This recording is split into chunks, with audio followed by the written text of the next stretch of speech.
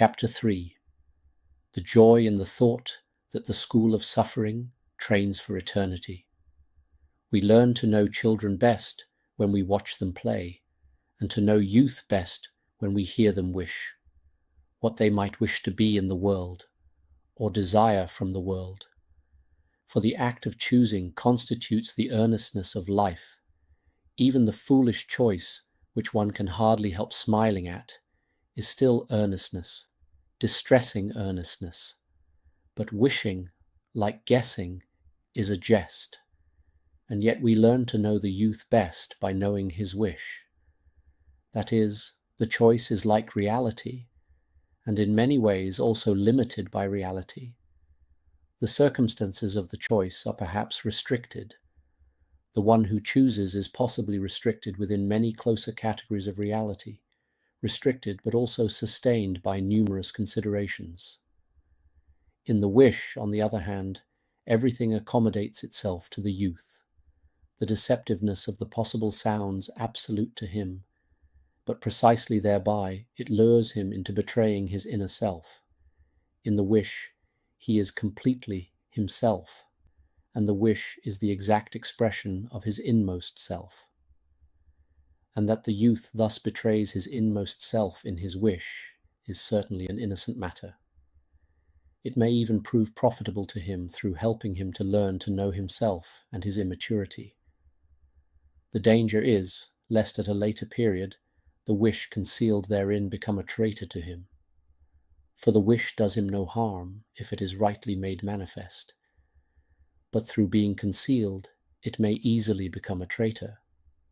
If then we were to consider a group of young people, each one wishing something in particular, we should by means of their wishes get to see to what extent something deeper dwelt in the individual's soul.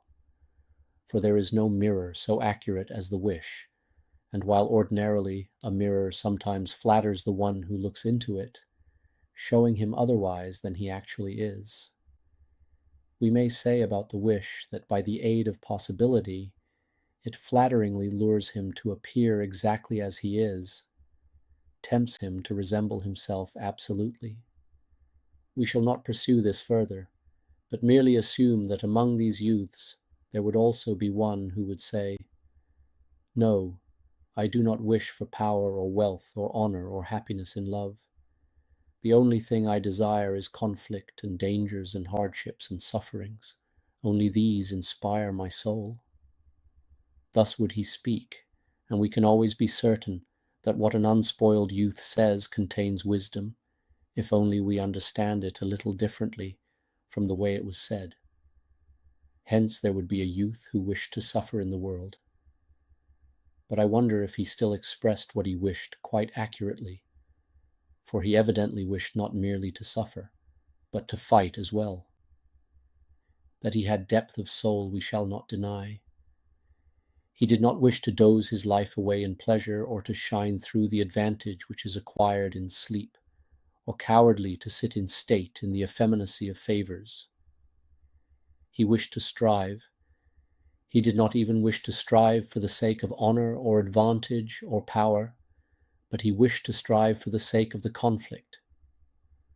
But the fact of wishing to strive for the sake of the conflict is still by no means the fact of being willing to suffer.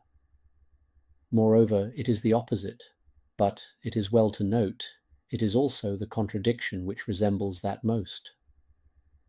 Whereas another wishes to know that he is the stronger, and desires, as proof of this, the honor and prestige and power he would acquire through his striving. Our youth would constantly renew his self-esteem by being the stronger in the conflict, in the persistent strife for the sake of the strife. He would take no rest. His soul was too ambitious for that. He would not listen to anything about the strife now being over.